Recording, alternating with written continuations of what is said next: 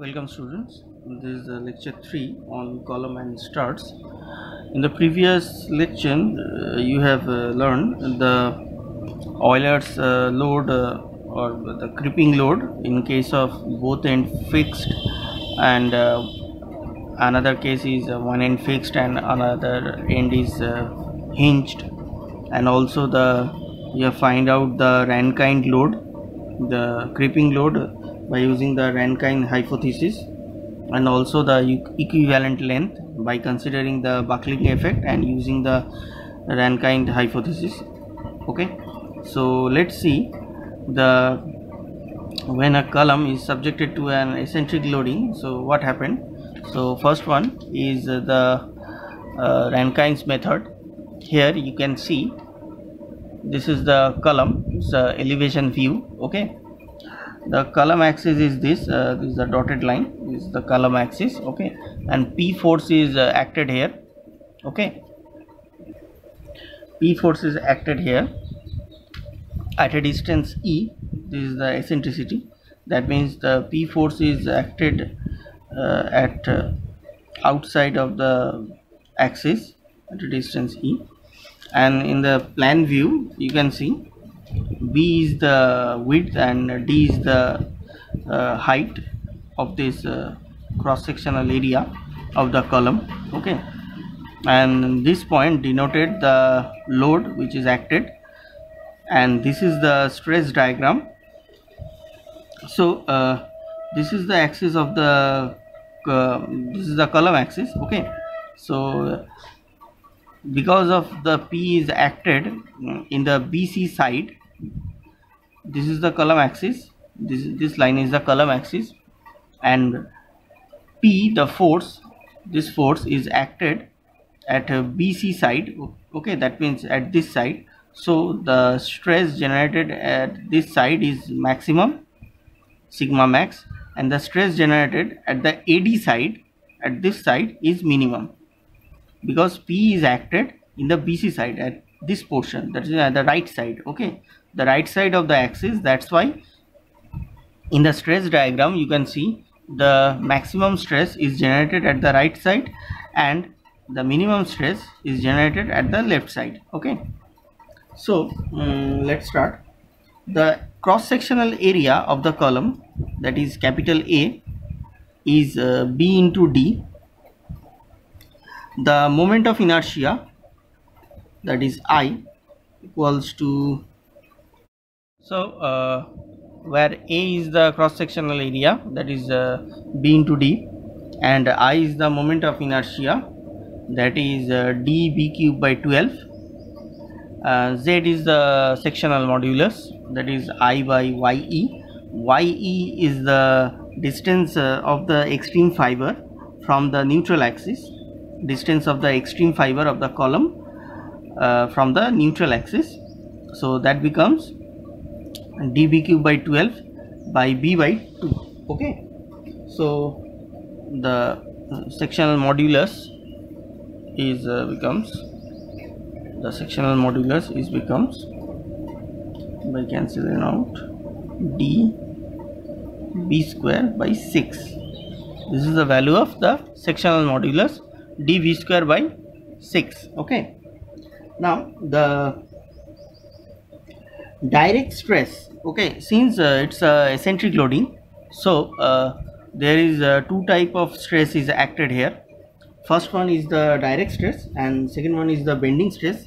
By combining these two stress we get the total stress. Okay, that is the maximum stress and the minimum stress.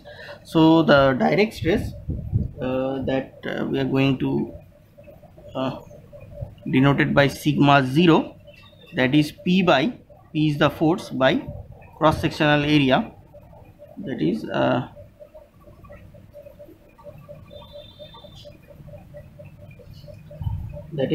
direct stress.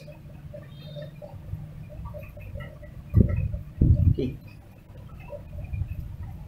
now the moment due to the load, is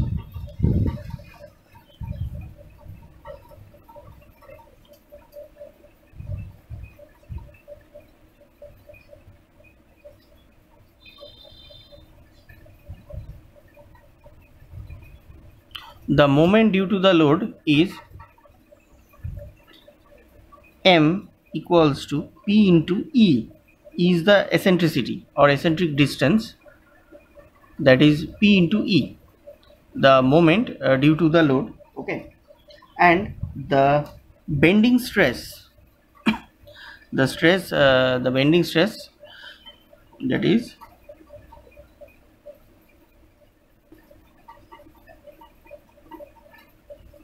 the bending stress value becomes sigma b.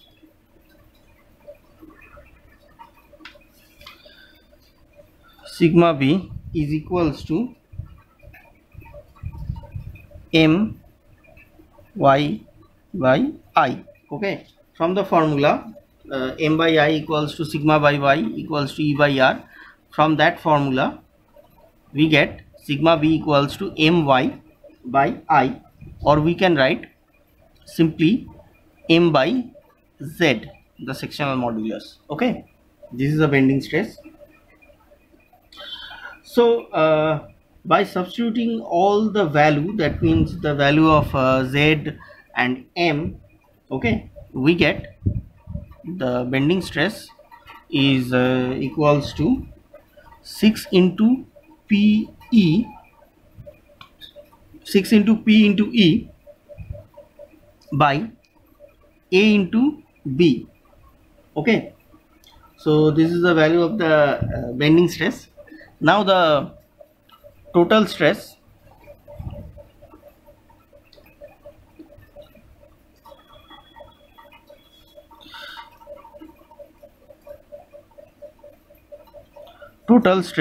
is equals to the direct stress,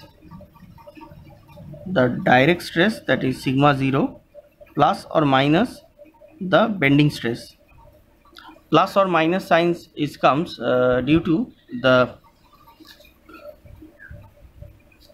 bending or tension, in case of bending or tension. So the maximum bending stress, that is sigma max, is becomes sigma 0 plus sigma b. This stress is comes at the side of BC side. This stress is comes at the BC side, and sigma mean, that means the minimum stress, that is sigma 0 minus sigma b, that comes in the AD side. Okay, so this is the maximum and minimum stress value. Now in case of Rankine's method of column subjected to eccentric loading, we are going to consider the maximum stress, that is the direct stress plus the bending stress. Okay, so now we are going to apply the value. Direct stress is P by A plus the value is and bending stress value is m by z. Z is the sectional modulus, so we can write P into A plus the value of m is P into E. Sectional modulus is I by y, so I is the moment of inertia into y, that means y suffix e. Y suffix e is the distance of the extreme fiber from the neutral axis. Okay, another thing, that is P by A plus P E y suffix e into A k square. A is the area and k is the radius of gyration. A is the area and k is the radius of gyration. Okay, so we can write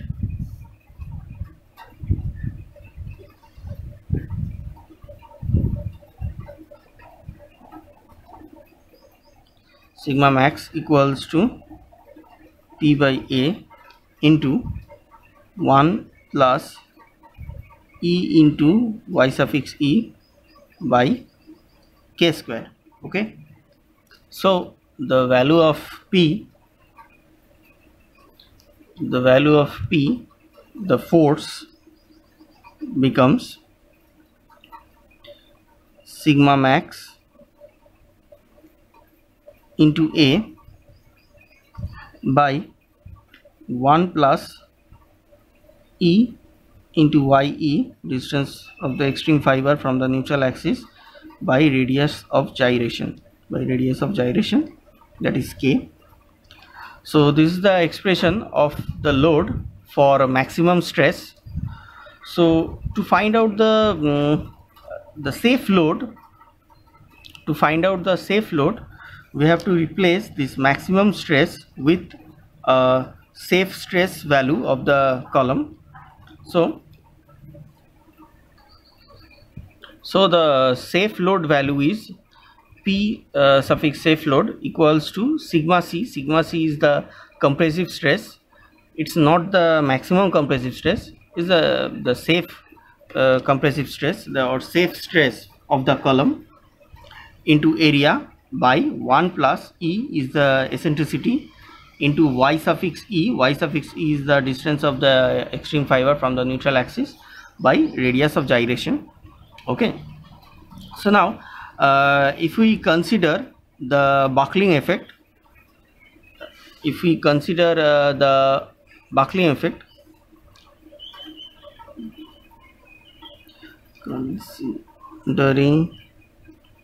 the buckling effect. Now considering the buckling effect, the safe load value becomes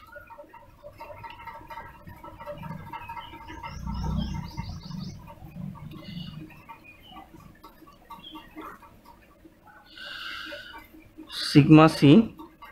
Now considering the buckling effect, sigma C into A by 1 plus E into YE by radius of gyration square into 1 plus A into equivalent length square by radius of gyration square. This is the buckling effect. Okay. So by considering the buckling effect, we get this expression for safe load. Okay. This is the Euler's method of eccentric loading. Here in the picture you can see the length of the column is L. Okay, and this is the column AB. P is the load. It's acted eccentrically at a distance E from its axis. This is the axis, column axis. P is acted at a distance E from the axis of the column. Okay, and length of the column is L. So by bending, the situation creates like this. E is the eccentricity. Okay, the initial column axis is this. Now it's deflected at a distance delta from its at the free end. Okay, is the eccentricity, and P is the load which is acted, and obviously this point is A point, like this figure, and this point is B point. So at a height x, that means x from the point B, at a height x, the deflection is y. Okay, at a height x, the deflection is y. Okay, and this section is we are considering xx section. So the moment generated, that is EI into d2y dx2, EI into d2y dx2 is equals to P into, one second, P into delta plus E minus y. This is the actual distance. Okay, we are adding the delta, the deflection from the from its axis, from the column's axis. The deflection is delta. From this delta, the actual P, the P force is acted at a distance E. So delta plus E but the column is deflected at a distance y at the x-axis section, so we are just substituting that value y. So this is the actual length from the P force, the point where the P force is acted, to the column's position right now where the column is situated. Okay, so this is the actual distance. So that becomes d2y dx2 plus P by EI into y is equals to P into delta plus E by EI. Okay, this is a differential equation. Okay. By solving this differential equation, we get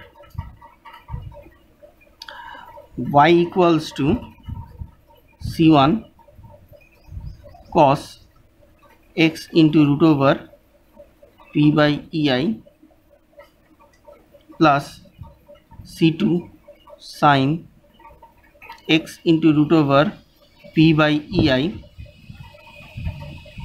plus delta plus E.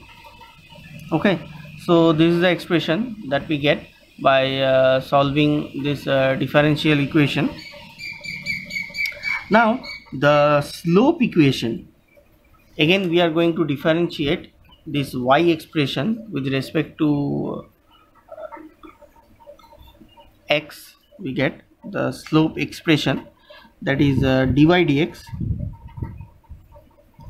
equals to minus C1 into root over P by EI into sine x into root over P by EI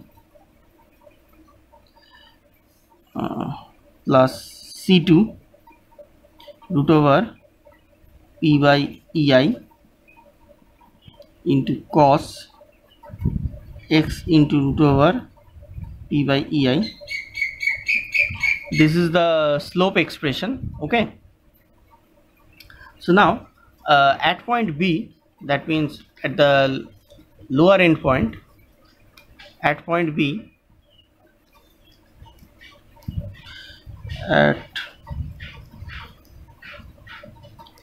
at point B where the x is 0, y is 0 and the deflection is also 0, so we can write at x equals to 0, y equals to 0 and the deflection, that is dy dx, is equals to 0.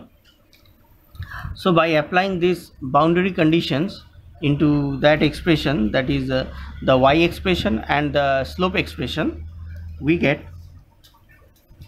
0 equals to C1 plus delta plus E, and so the C1 equals to minus delta plus E. This is the value of C1, and the C2 value and 0 by applying the x equals to 0 and dy dx equals to 0, these two conditions, x equals to 0 and dy dx equals to 0, by applying these conditions into the slope expression, that is dy dx expression, we get 0 equals to C2 into root over P by EI. So the value of C2 becomes 0. This is the value of C2 and this one is the value of C1. So at point A, x equals to L and y equals to delta. Delta is the maximum deflection. So we get by substituting these two boundary conditions into the y expression, we get delta equals to minus delta plus E into cos L root over P by EI plus delta plus E. Okay, so this is the expression. So by simplifying we get that is delta plus E into cos L into root over P by EI is equals to E. Okay, or we can write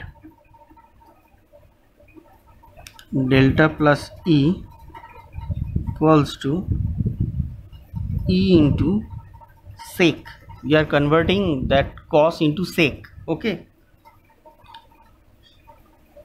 L into root over P by EI. Okay, so this is the expression. So this is the value of delta plus E, and now we are going to find out the maximum stress value. Okay, since the maximum stress occurs at B, okay, the maximum bending moment occurs at point B. Okay, so this is the expression of delta plus E, and the maximum bending moment, that is P into delta plus E at point B. Okay, so this is the maximum bending moment. So let's find out the bending stress, the maximum bending stress, the maximum stress. The maximum stress is the direct stress plus the bending stress. The maximum stress is direct stress plus the bending stress. So let's find out. That is direct stress, that means P by A, plus the bending stress, that means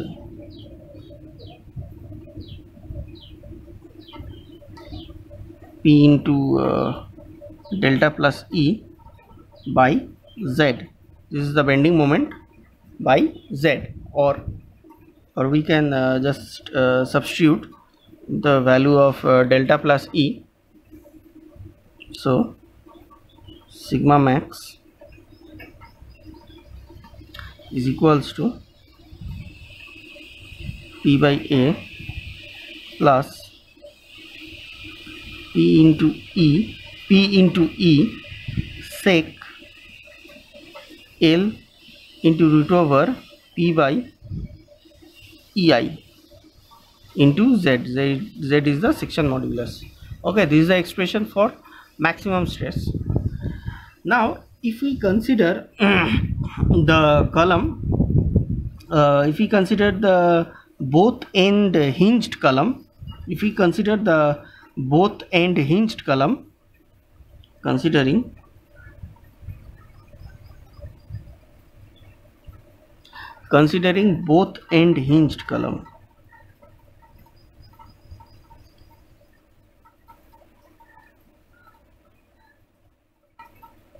this is an example. Okay, this is the final expression for bending stress, and now I am just applying this expression for both end hinged column. Okay, this is just an example.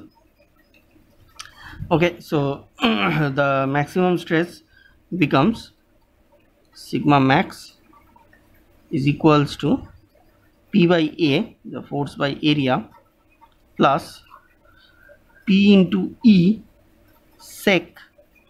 Okay, so L is the total length of the column, and for both end hinged, we know the total length of the column becomes the equivalent length by 2.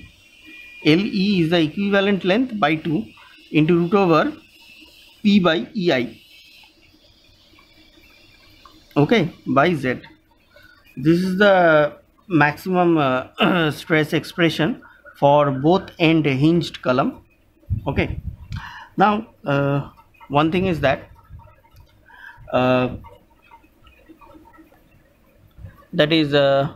if we consider the short column with no buckling, if we consider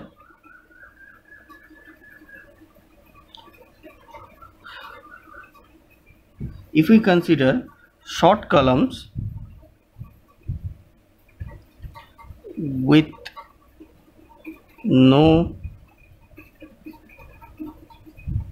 buckling, if you consider a short column with no buckling, that means the maximum bending moment is only P into E. Okay, the maximum bending moment is only P into E.